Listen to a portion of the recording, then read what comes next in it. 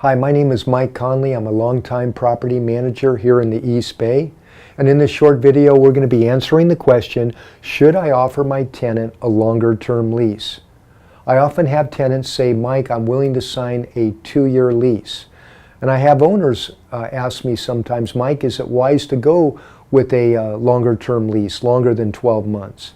And so we're going to look at the pros and cons, starting with longer than 1 year. Let's say a 24-month lease is requested by the tenant. Well, obviously the benefit to a longer term lease is that you're going to have less risk of vacancy. If they sign a lease for 2 years, chances are they're going to be there for at least 2 years. If they sign a 12-month lease, there's that possibility that they'll leave after 12 months and you'll have a period of vacancy. So you have a less risk of vacancy with a long-term lease. That's the obvious benefit. However, here are the risks. Number one, you're locking yourself in at a rental rate for the full term of the lease. Now, rents can plateau, they can go up, they can even go down here in the East Bay.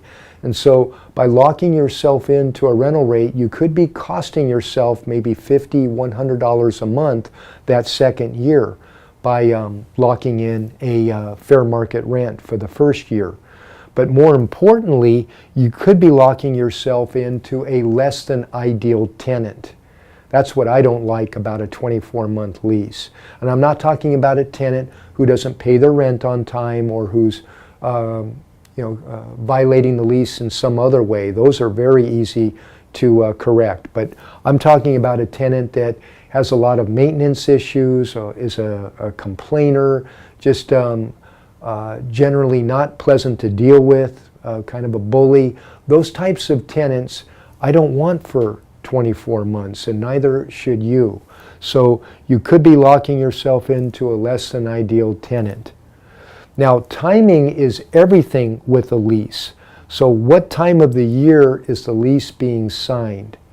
For instance, we always want to time our leases so that they expire in May, June, or July.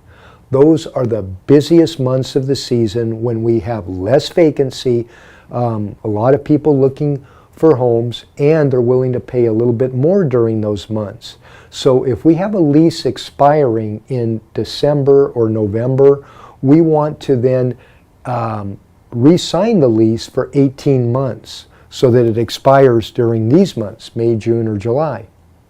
So when that lease expires in May, June, or July, then we re-up the lease at 12 months, always expiring around the middle of the year, not November or December when you have turkeys and Christmas trees.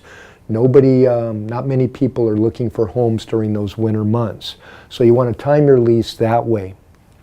Then also, we don't like a lease to lapse and go month to month after the first year, because a month-to-month lease always favors the tenant. It gives them maximum flexibility to leave whenever they want with 30 days notice. So they could leave during the winter months and kind of make it difficult for you to re-rent the property.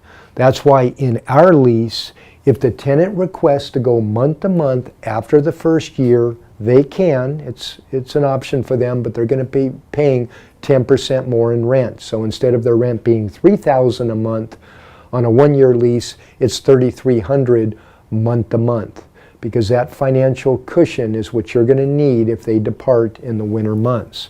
So that's kind of the strategies that we employ regarding our leases.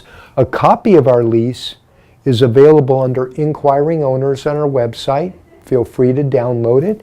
And if you have any questions at all, give me a call, Mike, at 510-996-3238. Good luck and good landlording.